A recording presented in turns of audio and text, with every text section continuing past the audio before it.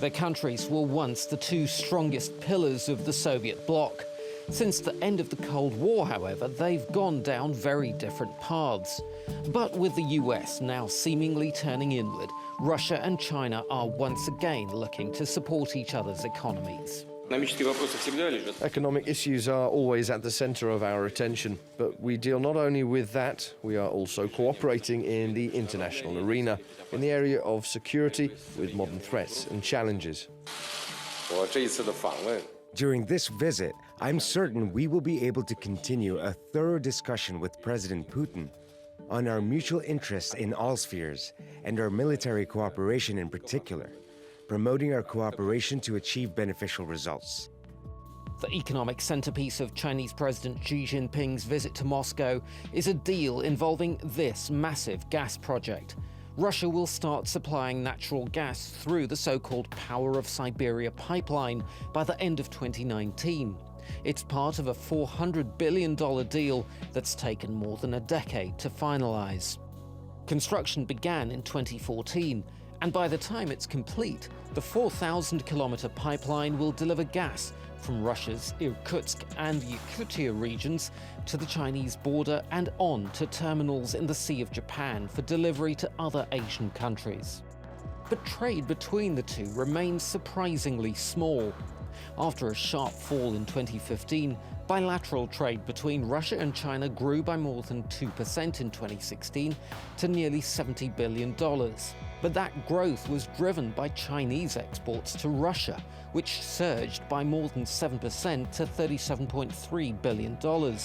Exports from Russia to China, however, fell by 3% to $32 billion. Russia wants to take advantage of China's growing economic clout. It's expected to be an integral part of China's ambitious One Belt, One Road series of infrastructure projects.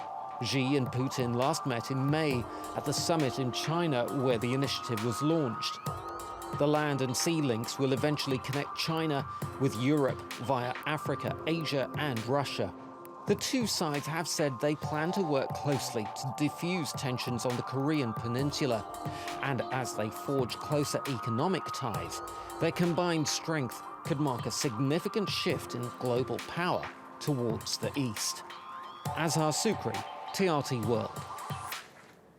Well, we can go to Daria Bondarchuk now. She's in Moscow live for us. Daria, let me first of all ask you from Russia's point of view, it must be great to have on your side a big trading partner like China when the Europeans are trying to squeeze you over Crimea. Well, certainly Europe just recently decided to extend sanctions imposed on Russia over the situation in Ukraine and the annexation of Crimea back in 2014. And Russia-Chinese relations got a fresh boost following those Western sanctions. And Russia decided to make a U-turn to the east, as it said, proclaimed looking for new partners, suppliers and clients in Asia, and in particular in China. Russia is the biggest neighbor and partner in Asia, and certainly many Russian state-run banks and companies that were slapped by sanctions had to turn to the east, to Asia, to China, looking for new financial financing and financial instruments, as well as Russian businesses had to rebuild their networks to be more to find new reliable partners in the east, and in particular in China. Yeah, but Daria, it's true, isn't it, that China, which is obviously a massive country and has enormous trade, say, for example, for Europe and the United States, the trade between Russia and China isn't that big. Why is that historically?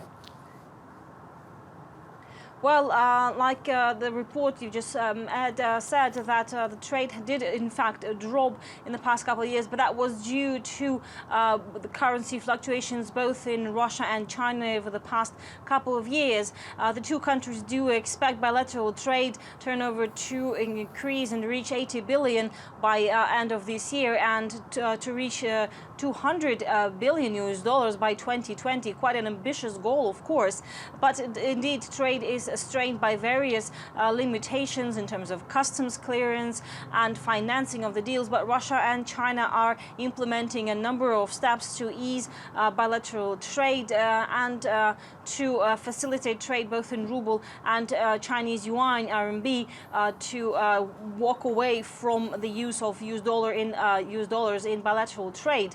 But certainly, if you look from Chinese perspective, the trade turnover is quite small. But for Russia, China remains the largest trade partner for the several years in a row now, with Germany following. And previously, before the sanctions, Western sanctions were imposed on Russia, of course, European Union was the largest partner. You know, Daria, whenever we see Russia in the business news, it's quite often, isn't it, about gas.